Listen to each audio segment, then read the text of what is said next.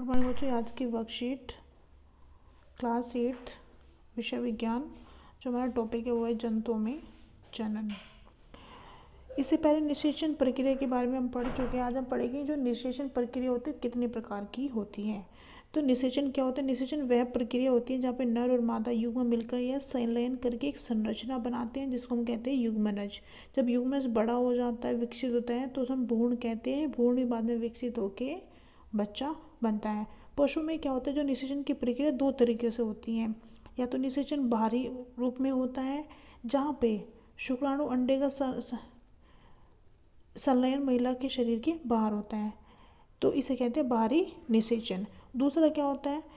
जहाँ शुक्राणु अंडे का जो संलयन होता है वो महिला के शरीर के अंदर होता है, इसको हम कहते हैं आंतरिक निषेचन।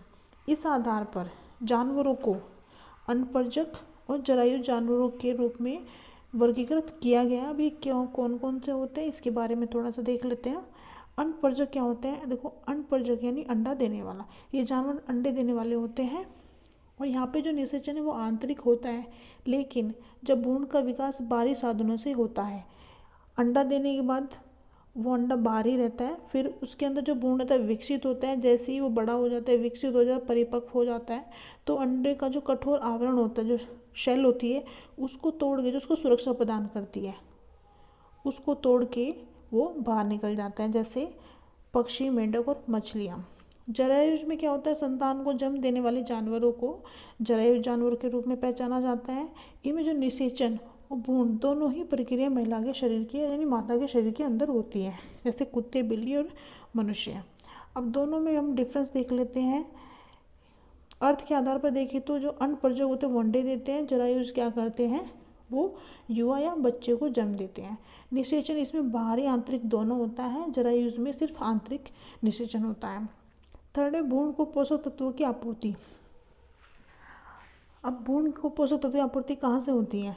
अनपरजक में तो अंडे की जर्दी से पोषक तत्व प्राप्त होते हैं, लेकिन जरायुज में भ्रूण को मां से पोषक तत्व मिलते हैं।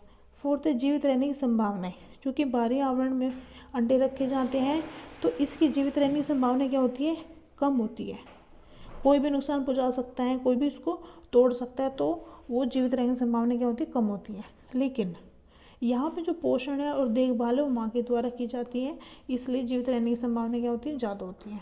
अगर उदाहरण देखें तो यहाँ पे उदाहरण हो जाएगा मछली, उभयचर, कीट, पक्षी और सरीसृप। और जरायुज में देखें मनुष्य, कुत्ते, हाथी, बिल्ली, ये सब क्या देते हैं? बच्चे को जन्म देते हैं। अब हम क्वेश्चन देख लेते हैं। अनपरजक जंतु के भ्रूण को पोषक तत्व कैसे प्राप्त होते हैं? तो पहले का जो उत्तर हो जाएगा हमारा ये हो जाएगा, ठीक है, ये हमारा उत्तर हो जाएगा पहला कि अंड परजक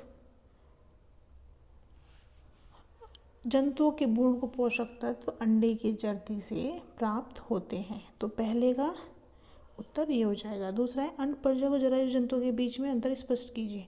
देखो, जो पूरी टेबल हमारे पास है वर्कशीट में, इसमें क्या है? पूरे में सब डिफरेंस ही डिफरेंस लिखे हुए हैं।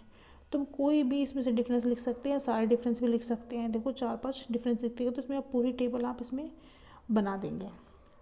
थर्ड है, अगला जो प्रश्न है वो है निम्नलिखित जानवरों को अंडाकार या जीवक के रूप में वर्गीकृत करिए।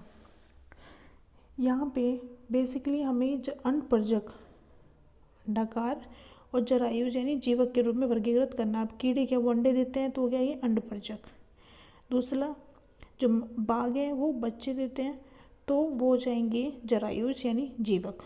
तो बाघ और इंसान ये हो जाएंगे जीवक, और कीड़े और जो मछली है वो हो जाएंगे अंडाकार। तो इस तरह से आप ये वर्कशीट कंप्लीट करेंगे और सारे बच्चे वर्कशीट कंप्लीट करके ग्रुप में भेजेंगे। Thank you.